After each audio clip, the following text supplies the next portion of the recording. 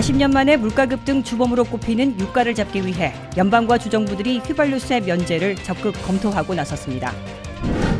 미국이 폭등한 물가에 대항하기 위해 7월까지 0.25포인트씩 4번 모두 1%포인트나 금리를 인상하게 될 것으로 지역 연방은행들이 예고하고 있습니다. 미국의 자동차 보험료도 빠르게 오르고 있습니다. 얼마나 오르고 또 할인받을 수 있는 방법은 없는지 알아봤습니다. 급격한 물가 상승에도 일부 품목들은 오히려 가격이 하락한 것으로 나타났습니다. 어떤 품목들인지 알려드립니다. 미국의 5세 미만 영유아 백신 접종이 FDA의 전문가 패널 미팅이 전격 연기됨에 따라 상당 기간 지연될 것으로 보입니다.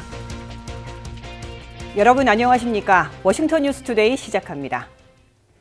미국 물가 급등의 주범으로 꼽히는 유가를 잡기 위해 연방과 주정부들이 대책 마련에 나섰습니다.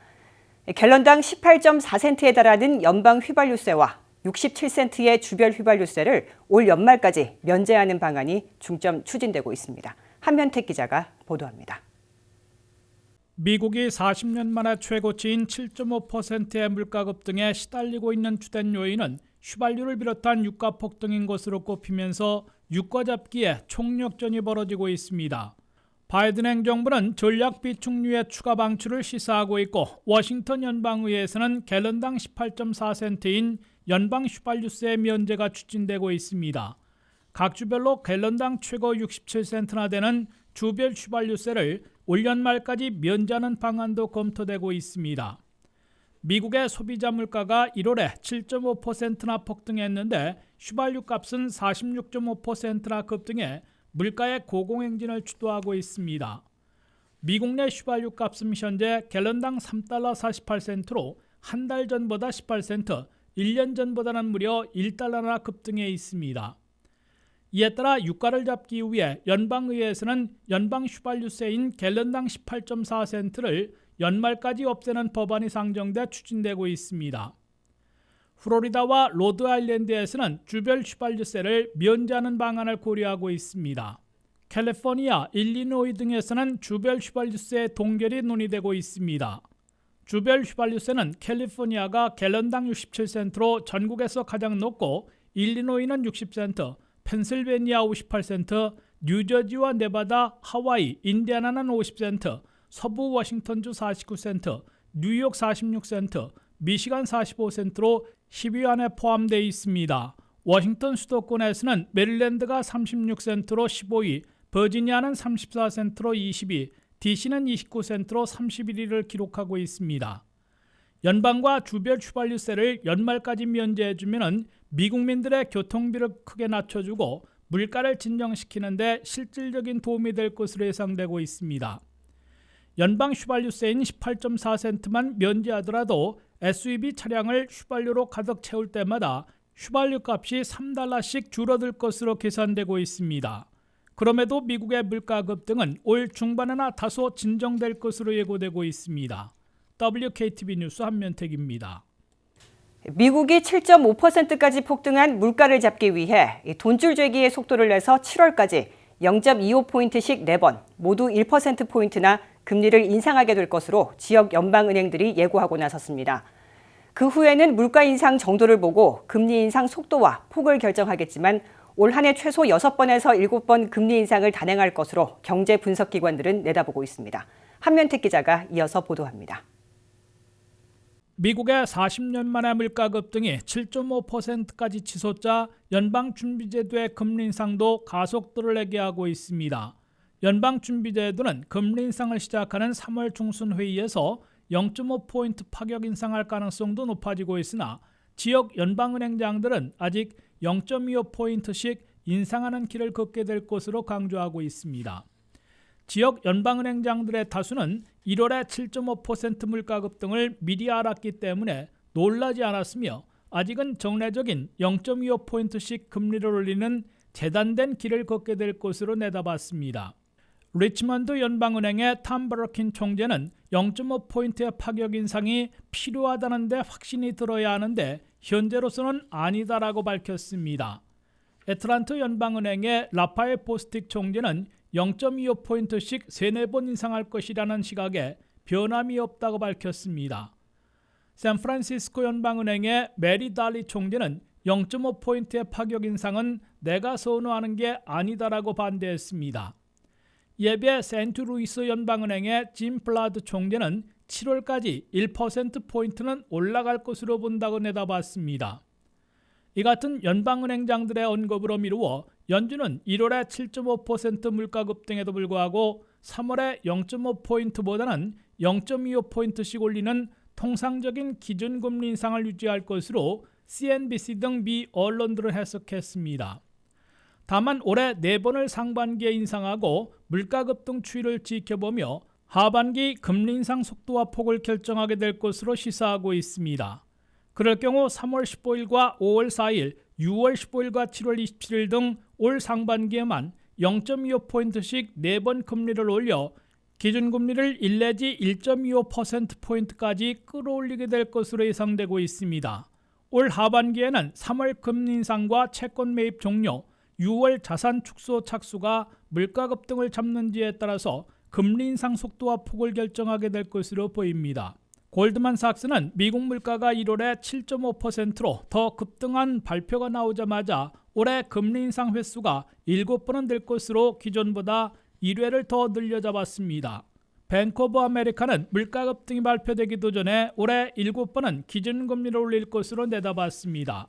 올 상반기 0.25포인트로 금리 인상을 시작해도 물가를 잡지 못하면 한 번에 0.5포인트 파격 인상하거나 올해 인상 횟수를 6 내지 7번으로 더 늘릴 가능성이 높아질 것으로 경제 분석 기관들은 예상하고 있습니다. WKTV 뉴스 한면택입니다. 식품과 휘발유, 인건비에 이어 이제 자동차 보험료도 빠르게 오르고 있습니다. 교통량이 팬데믹 이전 수준을 거의 회복하면서 자동차 사고 건수도 급증하고 있는데요.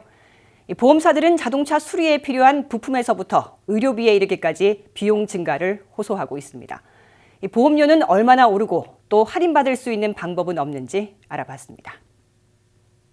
미국의 자동차 보험 회사들이 물가 상승의 영향을 받아 빠르게 보험료를 올리고 있습니다. 월스트리트 저널에 따르면 미국의 자동차 보험사들은 수리비와 인건비, 렌터카 비용 증가로 보험료를 6에서 8%, 최고 2자릿수까지도 인상하고 있다 보도했습니다. 팬데믹 기간 동안 차량 사고 및 클레임 코스트의 상승으로 인했다고 해요. 그리고 80마일 이상으로 운전하는 차량의 비율이 팬데믹 전보다 10% 정도 상승하였다고 하고요. 2021년 차량 충돌 사고가 2020년에 비해서 18.4%가 증가하였다고 합니다. 2020년 팬데믹 초기에는 재택근무가 늘어나고 비대면 분위기로 운전량이 줄자 보험사들이 일부 보험료를 할인해 주기도 했습니다. 하지만 지난해에는 미국민들이 팬데믹 상황에 빠르게 적응하며 운전량이 다시 늘자 교통사고 건수도 가파르게 증가했습니다.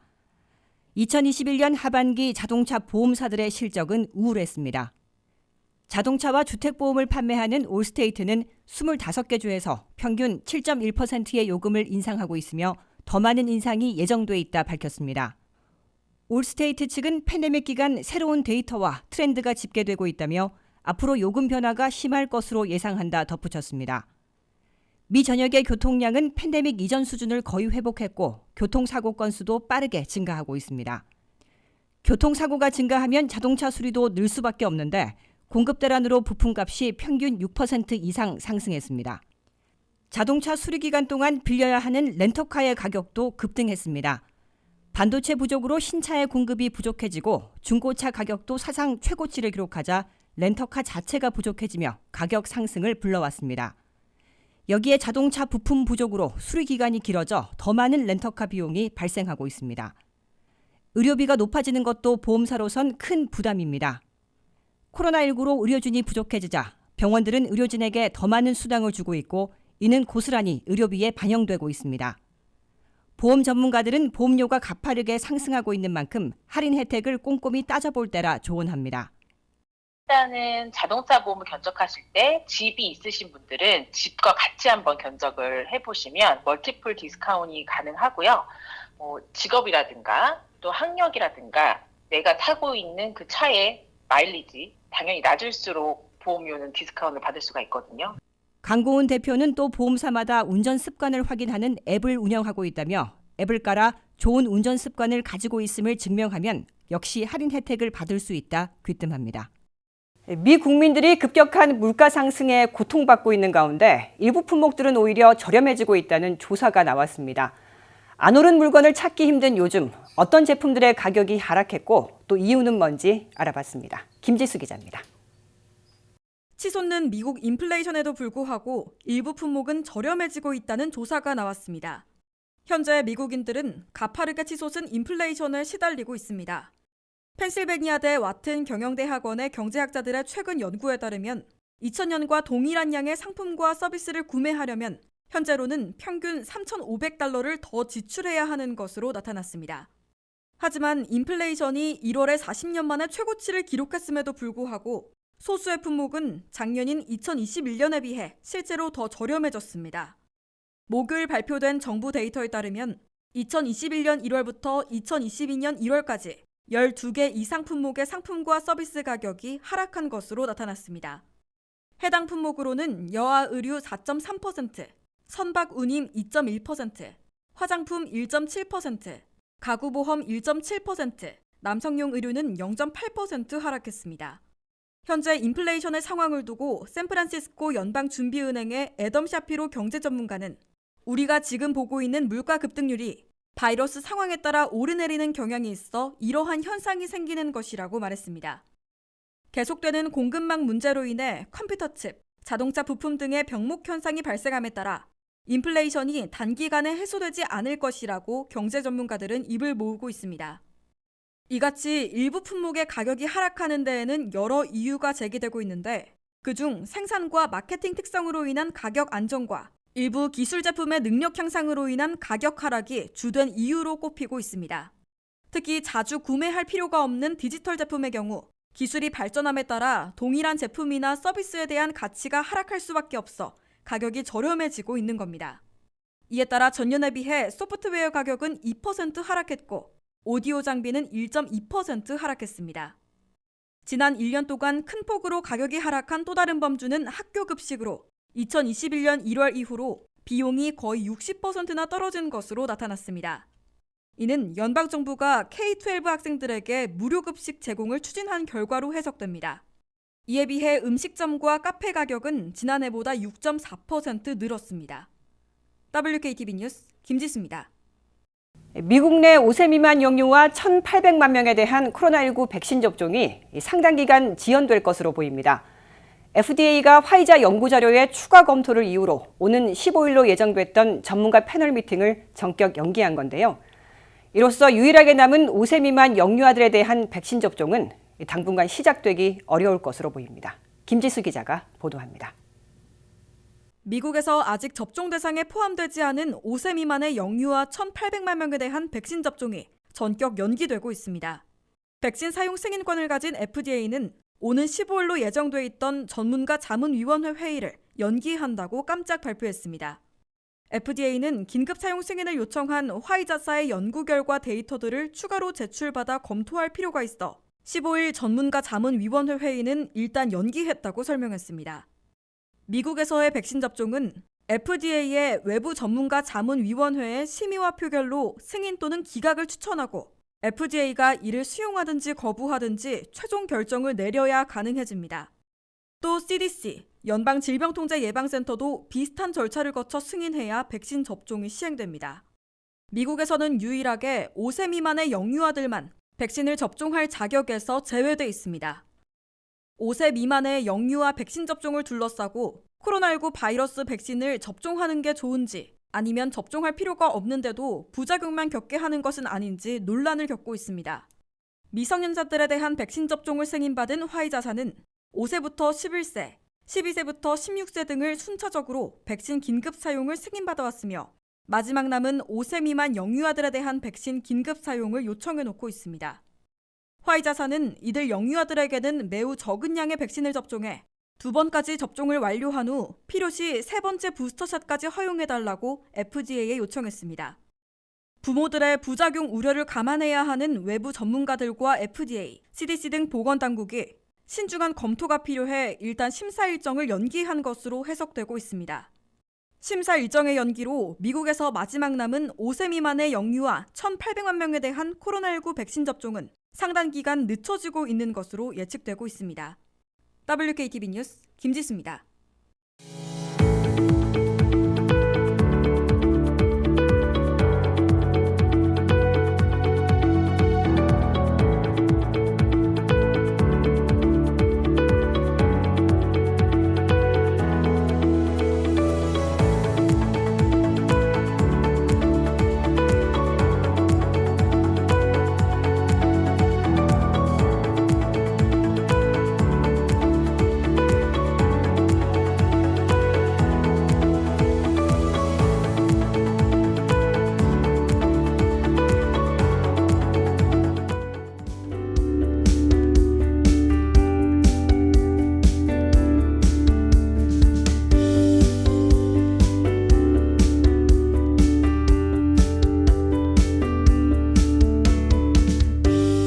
이상으로 워싱턴 뉴스투데이를 마칩니다. 시청해주신 여러분 고맙습니다.